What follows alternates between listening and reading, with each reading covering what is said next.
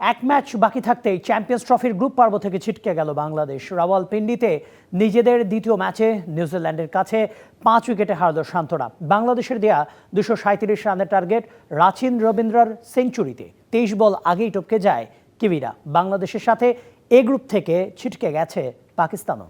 এই ম্যাচের ব্যাপারে বিস্তারিত জানাতে পাকিস্তানের রাওয়ালপিন্ডি থেকে সরাসরি যুক্ত হচ্ছেন সহকর্মী শেখ আশিক। কথা বলবো তার সাথে। আশিক, আপনি পুরো যে ম্যাচটা সেটা ফলো করেছেন রাওয়ালপিন্ডিতে। আমাদের ব্যাটিং যে ব্যর্থতা, সেই ব্যর্থতার গল্পটা কিন্তু পুরনো।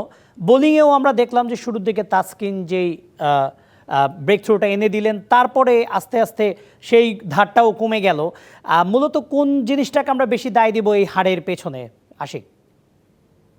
কনক, আমরা যদি একেবারে শুরু থেকে শুরু করি, দায়ের কথা যদি চলেই আসে, প্রথম দায়টা ব্যাটসম্যানদের ঘাড়েই বর্তায়। কারণ আমরা গতকাল প্রেস কনফারেন্সে যখন দেখেছিলাম, বাংলাদেশ টিমের কোচ ফিল সিমন্স বলেছিলেন যে এই ক্রিজে 300 রান খুবই সহজে সম্ভব, 300+ রান, এবং 300+ রান করে জিততে হলে 300+ রান করতে হবে।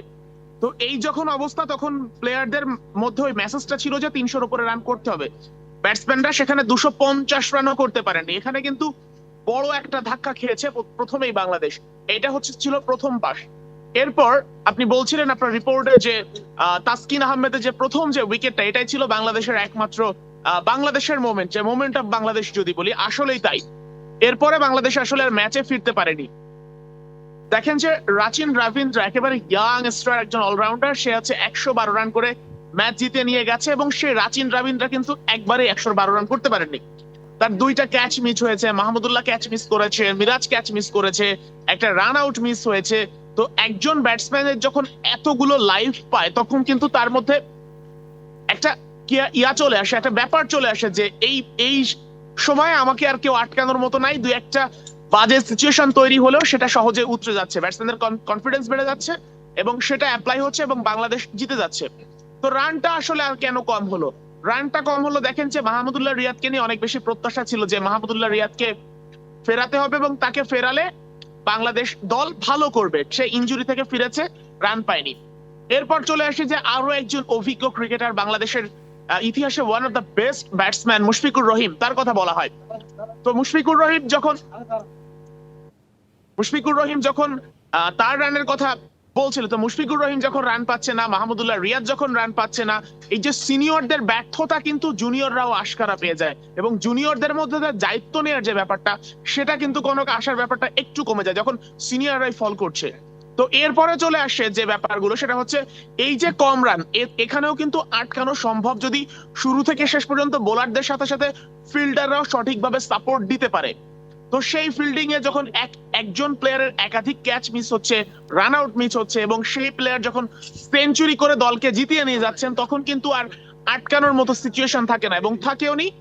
বাংলাদেশ এক ম্যাচ বাকি থাকতে চ্যাম্পিয়ন্স ট্রফি থেকে কিক আউট হয়ে গেছে। তো এখন বাংলাদেশের একটা ম্যাচ আছে পাকিস্তানের সাথে।